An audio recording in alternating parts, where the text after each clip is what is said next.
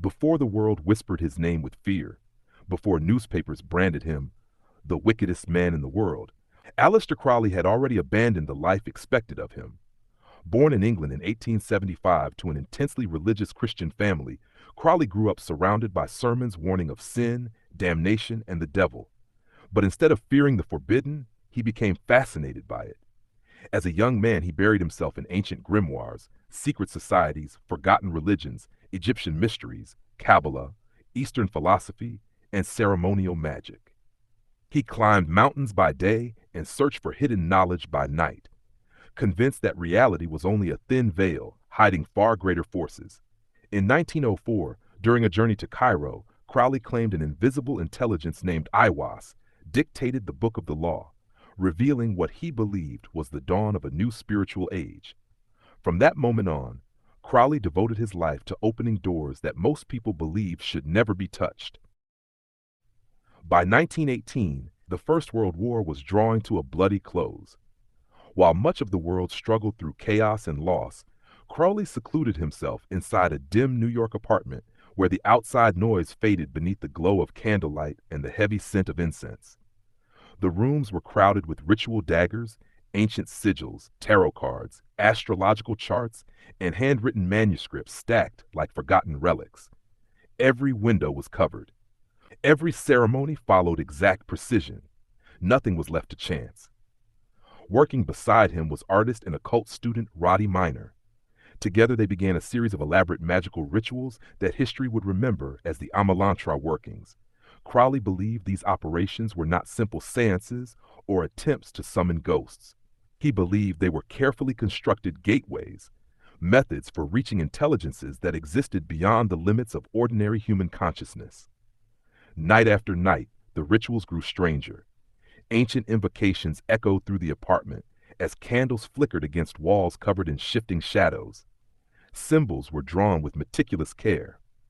Silence settled over the room with unnatural weight, broken only by Crowley's measured voice repeating words centuries old. Minor entered deep trance after deep trance, her breathing slowing until it seemed she barely occupied the physical world at all. At first, the visions were fragmented. Towering cities made of impossible geometry, endless stairways disappearing into darkness, brilliant stars hanging beneath oceans instead of above them, strange symbols that seemed to rearrange themselves whenever Crowley looked away. He wrote every detail into his journal. Then one evening, everything changed. The room grew unnaturally cold. The candle flames stretched upward without flickering. Even the city sounds beyond the windows vanished into complete silence.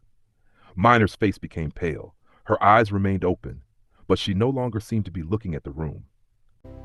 Spirits of the Veil, heed our call. What do you see? The shadows stir. Open your mind. I feel them. Embrace the darkness! Spirit, why do you haunt this place? I am bound by sorrow. Tell me your name. Let me help. My name is lost to the shadows. I will free you. I know you're there. I can see you. Why have you summoned me? The family secret. Tell me what happened. It was buried for a reason. Some truths destroy.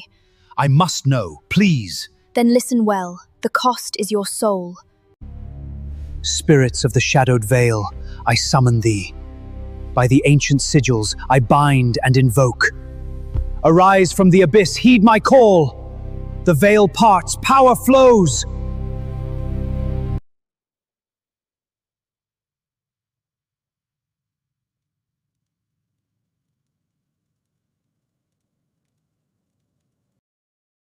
Something is coming closer. A pressure filled the room. Crowley would later describe moments like these as standing at the edge of two realities pressing against one another. Every instinct urged him to stop the ritual. Instead, he continued. Minor's voice became calm, almost emotionless. It is here. Crowley's hand tightened around his notebook. What is its name? Another silence. Then came the answer. Lamb.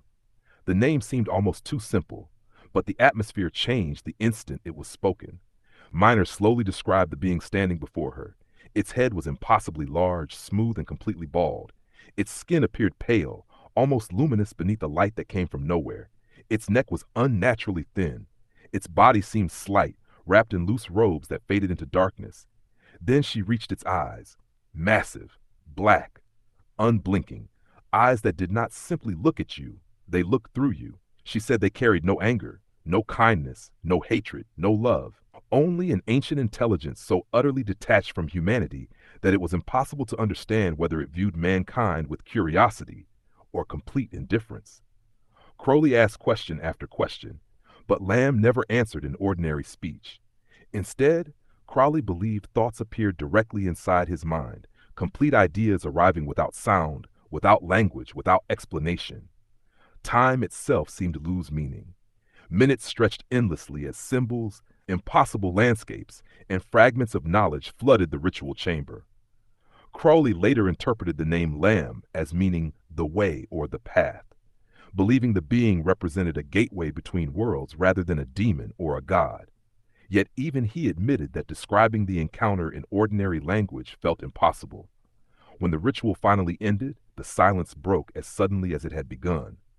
The apartment felt normal again. The candles burned as they always had.